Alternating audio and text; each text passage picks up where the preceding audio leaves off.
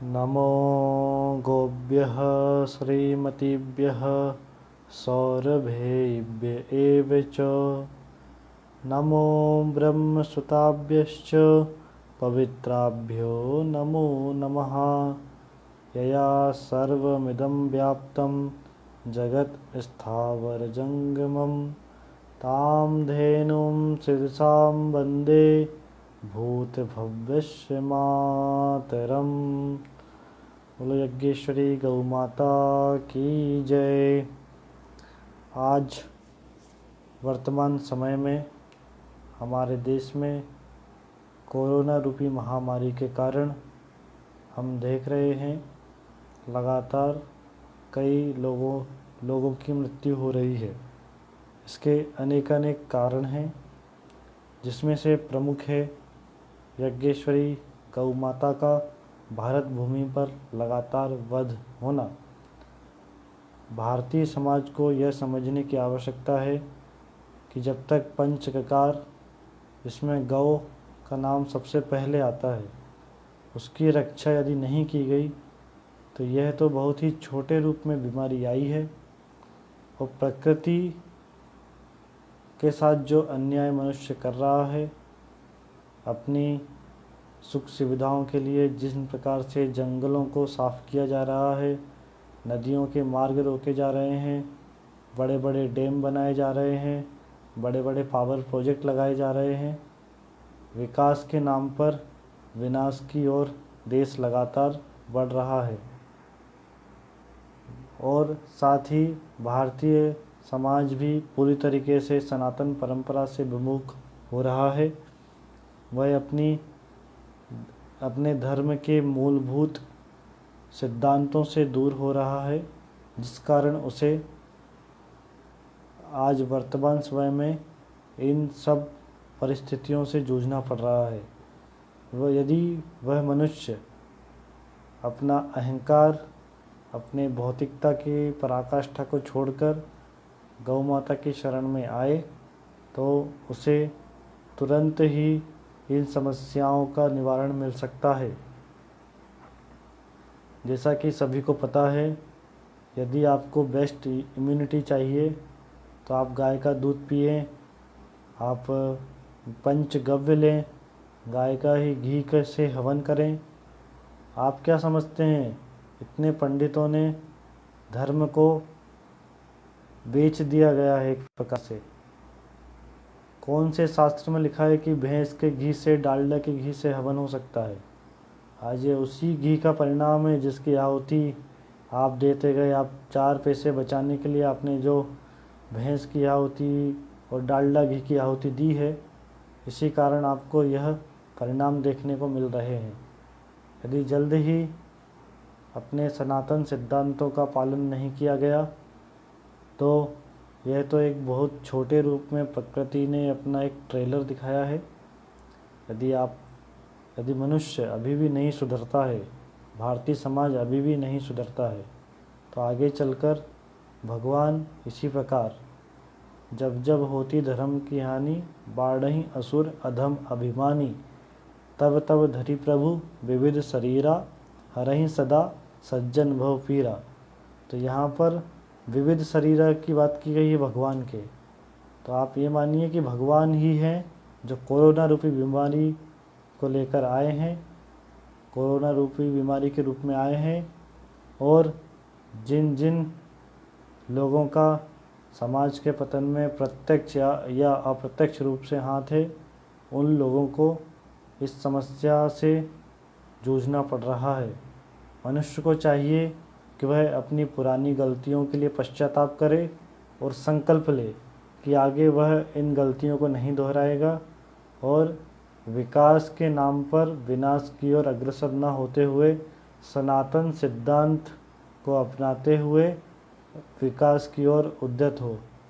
विकास केवल आसपास पक्की सड़कें, वाहनों का होना, अंग्रेजी शिक्षा पद्धति का होना, यह विकास का बाहरी रूप है। जितने लोगों के पास, यदि अंतरंग रूप से आप स्वस्थ नहीं हैं, मानसिक रूप से आप स्वस्थ नहीं हैं, तो यह विकास कैसा विकास है?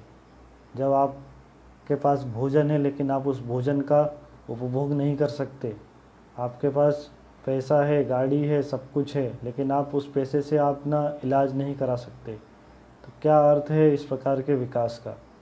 एक बार सोचिए, अपने अंतर्मन को टटोलिए, हम कहाँ गलत हैं, क्या किन चीज़ों में सुधार लाने की आवश्यकता है, और उन मान बिंदुओं को अपना अध्ययन कीजिए, अपने नोट्स बनाइए और उसके आधार पर जो जो कमियां आई हैं उनको दूर करने का प्रयास कीजिए। भूदेव ब्राह्मणों द्वारा भी कई प्रकार से जीवन यापन के लिए कर्मकांड कराया जा रहा है, जिसमें भी देखा जा रहा है कि कोई भी व्यक्ति जिसके पास उचित शिक्षा नहीं है वह व्यासपीठ पर बैठकर भगवत प्रवचन के नाम पर कुछ भी कह रहा है। कोई तो दूसरे धर्म के भजन गा रहा है, कोई पिक्चरें के गाने गा रहा है। क्या अर्थ है? क्या व्यास पीठ की कोई मर्यादा नहीं है? जो कर्मकांड हो रहा है उसमें विधि निषेध का कितना ध्यान रखा जा रहा है, यह भी देखने की आवश्यकता है। यदि आपको कोई दवाई बनानी है तो उस दवाई में उतनी ही मात्रा में केमिकल कंपाउंड जाएंगे। यह हमारे और आपके भावना के ऊपर नहीं है कि मुझे ये वाला कंपाउंड अच्छा लगता है तो ये कंपाउंड मैं ज़्यादा कर दूं। आपके लिए उस कंपाउंड की कितनी मात्रा आपके लिए लाभदायक होगी, उसके आधार पर उस दवा का निर्माण किया जाता है। इसी प्रकार कर्म कांड में विधि एवं निषेध का शास्त्रों में उल्लेख किया गया है, उसका पालन करें। जितने भी पंडित हैं आज उनकी पहली पीढ़ी दूसरी पीढ़ी में आप देख सकते हैं, या तो बच्चों की बुद्धि विकृत है, उनकी संगत विकृत है, उनको अपने धर्म से, अपने कर्मकांड से किसी प्रकार से कोई लेना देना नहीं है।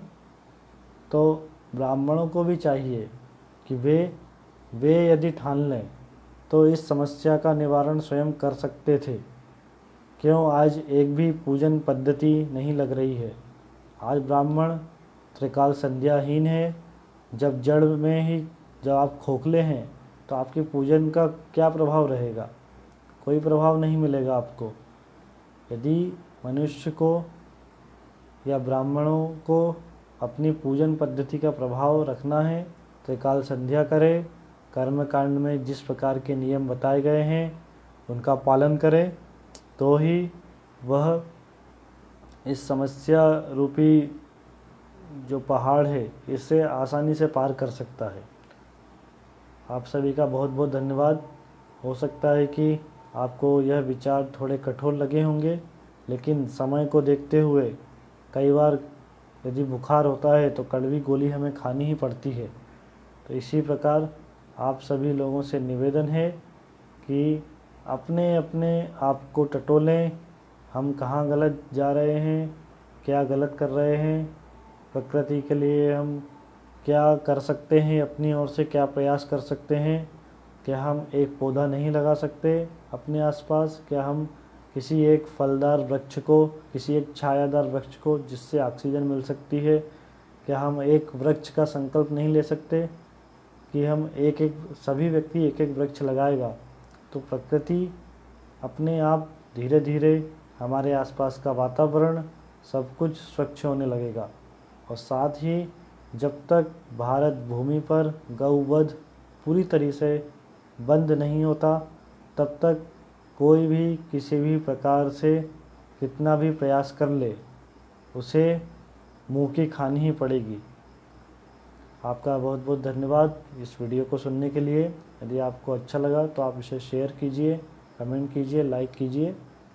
आपके साथ भविष्य में जल्दी ही फिर से जुड़ेंगे। बहुत बहुत धन्यवाद।